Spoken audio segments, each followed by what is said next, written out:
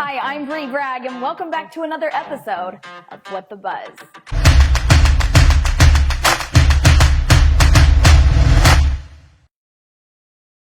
Breaking Bachelor news, former Bachelorette Rachel Lindsay threatened that if The Bachelor doesn't address the racial diversity issue, that she will be walking away from the franchise altogether. I'm honored to represent myself as a black woman to America who's just trying to find love like anyone else. And why not represent myself as a black woman in a positive way, even if it is on a reality TV show? She was quoted saying, "I think at this point they have to give us a black Bachelorette for season 25. And well, it looks like Bachelor fans agree because they have rallied together to sign a petition for ABC to cast more people of color. The petition that has now garnered over 65,000 signatures calls out the franchise for the lack of diversity and noted that in 40 seasons of The Bachelor and Bachelorette, Rachel Lindsay has been the only black lead. As some of you may remember, Bachelorette contestant Mike Johnson had been considered for the lead role for last season, but Peter Weber ended up getting the gig. Which, might I add, Peter Weber might have been the worst Bachelor of all time. Yeah, I'm talking to you, Pilot Pete. You let America down. You had high standards with the windmill, and you dropped the ball. Not once, not twice, now 3 times. And in Peter Weber news, if you haven't seen his Instagram account or his awful TikTok,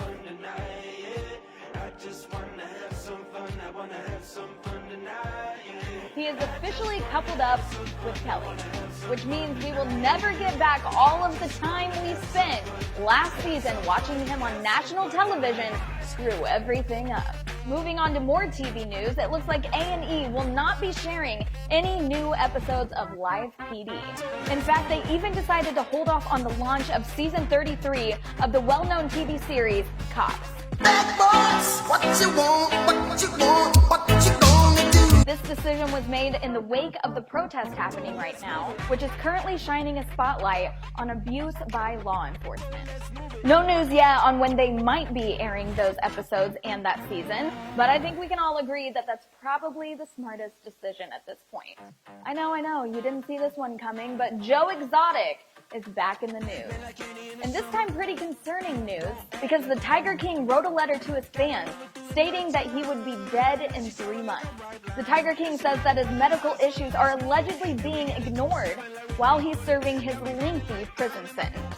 In a lengthy letter that he wrote to his fans that has now gone viral, he stated that he was born with CVID, no, not COVID, and that it's an immune system disorder that requires blood infusions every 3 to 4 weeks. He's claiming that he has not had an infusion since January, and he claims without intervention that he will be dead in 2 to 3 months. The former zookeeper is serving a 23-year-long sentence after being convicted for plotting a murder for hire against Carol Baskins and among many other charges. And now it looks like his fans and his family are trying to rally together to get the president to let him free. And if you can't get enough of Joe Exotic, well, last week we talked about a potential reality TV show happening with Jeff Lowe. And it looks like he has now confirmed that it will be happening. And now Jeff Lowe is making a promise to his fans that in the upcoming series, he will divulge more into the relationship between him and Joe.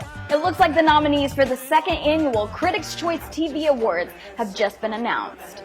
The Netflix series Cheer and VH1's RuPaul's Drag Race are leading the race with 5 nominations each, while the show Queer Eye is following closely behind with 4 nods. Netflix is also positioned to be the big winner, with the streaming platform getting over 31 nominations.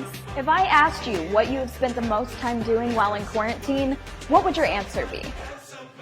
Now, you can go ahead and tell a lie, but I know for the majority of us, it's spending countless hours on TikTok. A study of app usage has found that TikTok is almost as popular with kids now as YouTube. The analysis of 60,000 families across the UK, the US, and Spain found that kids ages 4 through 15 spend 80 minutes per day watching TikToks. And I think I'm speaking for all adult TikTok lovers out there. I have spent way more time on TikTok than that per day. What that stat also tells us is that kids are spending only 5 minutes less on YouTube now. The study also found that kids now are watching twice as many videos per day as they did only 4 years ago. But there also wasn't a global pandemic 4 years ago where we were all stuck in the house for 3+ months. And that's all the buzz for this week. I gotta get out of here and go watch more TikToks. By the way, stop splashing water on your innocent babies.